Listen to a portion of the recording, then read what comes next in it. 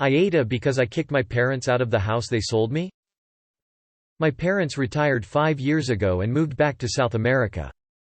I bought the house we lived in because it is in a mature neighborhood with massive trees and a huge yard. I paid market rate and I have a mortgage. The only advantage I got is that I didn't get into a bidding war. I asked them how much they wanted and I paid it. It is an older house built in 1956. It is a very large bungalow-style house.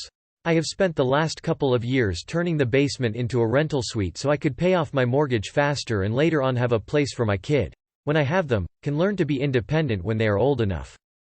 Well, my parents decided to be big shots back home and blew through 20% of all their money in 5 years. They were giving gifts and loans they weren't asking for payments on, and supporting a bunch of relatives. It is their money and I have no right to tell them how to spend it.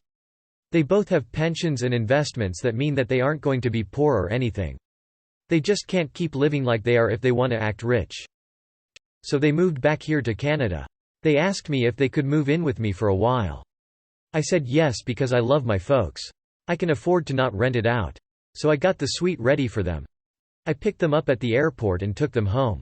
When I opened the back door and led them to the basement, they acted all surprised. I thought they were impressed with my upgrades. I showed them the kitchen and bathroom I out in, and the 2 bedrooms. A couple of days later they approached me and said they were embarrassed to be living in the basement and they couldn't have their friends over because of that. Since I am single and it's just me and my cats, why don't I move into the basement and let them have their old home and furniture back? They would be willing to pay me rent. I said not. That's my area now. I paid for it. They started getting all mad and said that they could have gotten more for the house if they hadn't sold it to me. I invited them to leave and go elsewhere. They never fully unpacked, so it was easy. I drove them over to my aunt's house and now they are calling me constantly because they only have 1 room there.